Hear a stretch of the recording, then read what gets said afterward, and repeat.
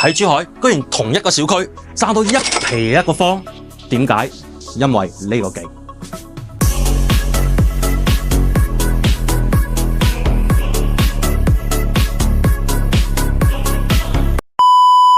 嗱，上到嚟啊，我哋首先睇下呢個工位啊。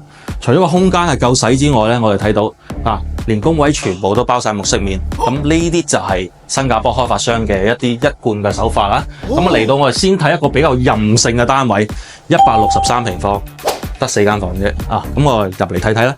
咁右手邊咧，我哋首先係有一排鞋櫃啦，啊，滿滿嘅，咁做晒木飾面。咁啊嚟到呢度嗱，一個大橫廳嘅設計。咁我先睇睇右手邊呢個廚房啦，嗱，做咗一個中島台。咁平時喺度聚會啊，係咪好有呢個豪宅 feel 咧？嗱，咁另外咧，我哋睇下嗰啲收納其實係足夠嘅。啊，如果中意做雙開門冰箱嘅，佢做咗一個隱藏位俾你嘅。啊，咁包括咧酒啦、零食啊，都預留晒位俾你啦。咁我哋睇到呢個 U 型廚房，咁基本上一家3口、一家4口完全可以滿足晒啦。咁我哋再留意翻呢個客廳啊，我哋睇睇客廳，平時可以坐好多人啦。最重要係咩？我哋坐喺呢度係可以欣賞到呢個景觀啊嘛。嗱，呢個景觀值一皮嘅1平方啊。咁如果你呢個單位163方嚟計咧，可能相差到百幾萬噶啦。咁唯獨有一樣嘢咧，我覺得咧就係個陽台咧。佢呢度咧唔夠闊，開間只係開間夠長咧，咁但係佢唔夠闊。咁如果可以嘅話咧，封咗窗就更正啦。咁啊嚟，我哋睇翻呢個我哋一個休息區啦。咁啊左手邊有一個乾濕分離嘅呢個廁所啦。咁啊另外佢將呢個洗手間設置咗喺呢度。咁平時咧洗面嘅同埋上洗手間嘅互不耽誤。咁呢度咧有一間客房啊。咁嗰邊咧亦都係一間長輩房啦，啊或者書房啦。啊，咁平時係用起嚟都幾實際嘅。咁啊嚟翻去呢邊，呢邊啊佢做咗一個玄關位啦，兩邊雙主人套房啊。咁首先睇翻呢邊啦，啊正主人房啦，咁啊乾濕分離嘅套間標配啦。咁啊睇睇啦，啊呢邊咧都係一個一線嘅公園景同海景，啊可以睇睇噶。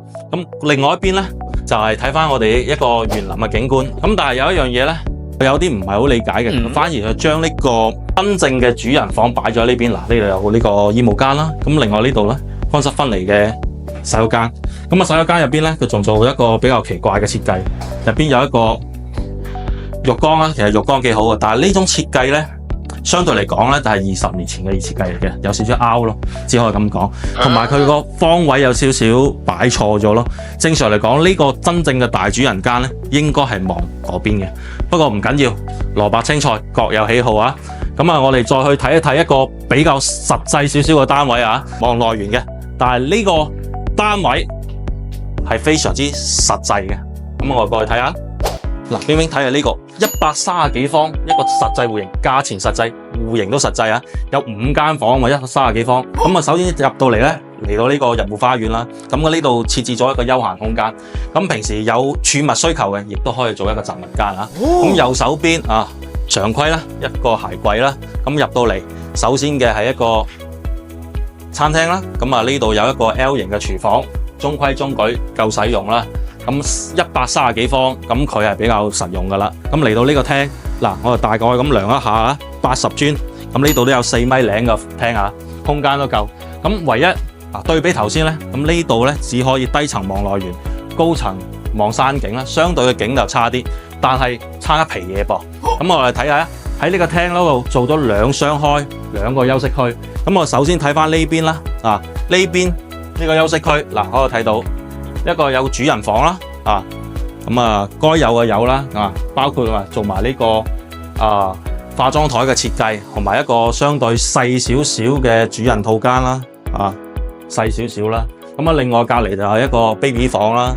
咁啊，佢可以將2家人，即係譬如你老嗰一輩咧比較早起床嘅，咁可以住喺另外一邊啦。咁可以睇下呢邊呢度有一間細細地嘅房啦。譬如呢度可能喺度做書房嘅情況下，你晚上加班就影響唔到啲細路仔瞓覺嘅。咁另外咧，老人家住呢邊其實都 OK 嘅。咁啊，老人家嘅作息同你嘅作息肯定有少少區別㗎啦。可能老人家5、6點起床，咁啊影響唔到你。咁啊呢度仲有另外一個套間啦。咁平時咧有客人嘅時候就可以用，冇客人嘅時候咧當一個套房都冇所謂㗎。咁咧簡單咁總結一下啦，同樣嘅戶型，可能同一棟樓，佢嘅差距就喺呢個景度噶啦。咁睇實際定係睇呢個中意景咧？咁啊睇你個人喜好啦。咁同埋喺呢個樓盤嚟計咧，佢係有一個幾好嘅付款 payment 嘅。咁其實最低咧20零萬就可以上車嘅。如果有興趣嘅朋友，撩我啦，關注我，下集更精彩。